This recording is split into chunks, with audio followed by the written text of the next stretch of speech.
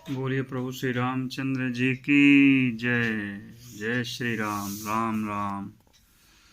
मंगल भवन अमंगल हारी, द्रवहु सुदशरथ अजिर बिहारी।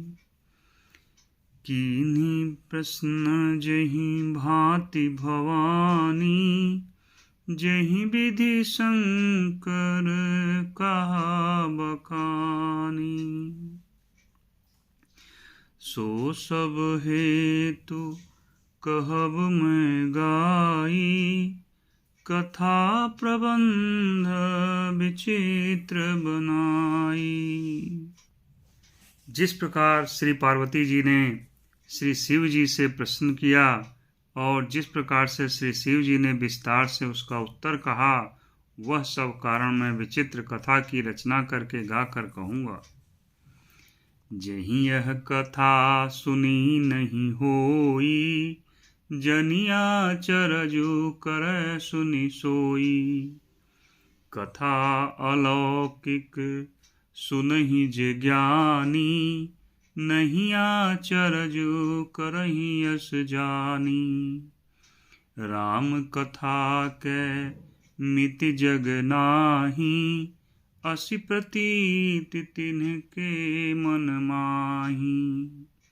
नाना भांति राम अवतारा, रामायण सत कोटि अपारा। जिसने यह कथा पहले न सुनी हो, वह इसे सुनकर आश्चर्य न करे। जो ज्ञानी इस विचित्र कथा को सुनते हैं, वे यह जानकर आश्चर्य नहीं करते कि संसार में राम कथा की कोई सीमा नहीं है। राम कथा अनंत है। उनके मन में ऐसा विश्वास रहता है, नाना प्रकार से श्री रामचंद्र जी के अवतार हुए हैं और 100 करोड़ तथा अपार रामायण है।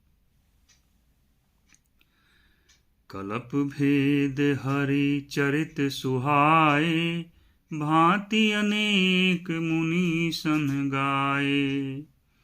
करियन संशय असुर आनी, सुनिय कथा सादर रति मानी। कल्प भेद के अनुसार श्री हरि के सुंदर चरित्रों को मुनीश्वरों ने अनेकों प्रकार से गाया है। हृदय में ऐसा विचार कर संदेह न कीजिए और आदर सहित प्रेम से इस कथा को सुनिए। राम अनंत अनंत गुण, अमित कथा विस्तार। सुनिया चरजुन मानिहि, जिनके विमल विचार। श्री रामचंद्र जी अनंत हैं, उनके गुण भी अनंत हैं और उनकी कथाओं का विस्तार भी असीम है। अतएव जिनके विचार निर्मल हैं, वे इस कथा को सुनकर आश्चर्य नहीं मानेंगे। यही विधि सब संशय करि दूरी, सिर धरि गुरु पद पंकज धूरी। पुनि सबहि बिनवहु कर जोरी, करत कथा जहीं लागन खोरी। इस प्रकार सब संदेहों को दूर करके श्री गुरु जी के चरण कमलों की रज को सिर पर धारण करके मैं पुनः हाथ जोड़कर सबकी विनती करता हूँ, जिससे कथा की रचना में कोई दोष स्पर्श न करने पावे। सादर शिवहि नाई अब माथा, बरनौ बिशद राम गुण गाथा।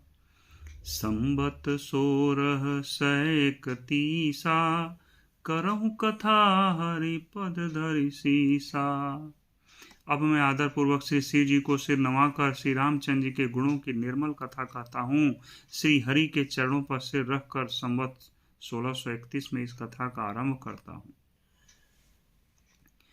नौमी भौम बार मधुमासा, अवधपुरी यह चरित प्रकाशा। जहि दिन राम जन्म श्रुति गावहीं, तीर्थ सकल तहाँ चलिया वहीं। चैत्र मास की 9वीं तिथि मंगलवार को श्री अयोध्या जी में यह चरित्र प्रकाशित हुआ। जिस दिन श्री राम जी का जन्म होता है, वेद कहते हैं उस दिन सारे तीर्थ वहाँ श्री अयोध्या जी में चले आते हैं। असुर नाग खग नर मुनि देवा, आई करहीं रघुनायक सेवा। जन्म महोत्सव रचहि सुजाना, करहीं राम कल कीरति गाना। असुर नाग पक्षी मनुष्य मनु मुनि देवता सब अयोध्या जी में आकर श्री रघुनाथ जी की सेवा करते हैं। बुद्धिमान लोग जन्म का महोत्सव मनाते हैं और श्री राम जी की सुंदर कीर्ति का गान करते हैं। मज्जहि सज्जन वृंद बहु, पावन सरजू नीर। जपहि राम धरि ध्यान उर, सुंदर श्याम शरीर। सज्जनों के बहुत से समूह उस दिन श्री सरयू जी के पवित्र जल में स्नान करते हैं और हृदय में सुंदर श्याम शरीर श्री रघुनाथ जी का ध्यान करके उनके नाम का जप करते हैं। दरस परस म जनय रूपाना, हरई पाप कह वेद पुराना। नदी पुनीत अमित महिमा अति, कही न सकई शारदा विमल मति। वेद पुराण कहते हैं श्री सरयू जी का दर्शन, स्पर्श, स्नान और जलपान पापों को हरता है। यह नदी बड़ी ही पवित्र है, इसकी महिमा अनंत है जिसे विमल बुद्धि वाली सरस्वती जी भी नहीं कह सकती। राम धाम दा पुरी सुहावनी, लोक समस्त विदित अति पावनी। चारि खानि जग जीव अपारा, अवध तजे तनु नहीं संसारा।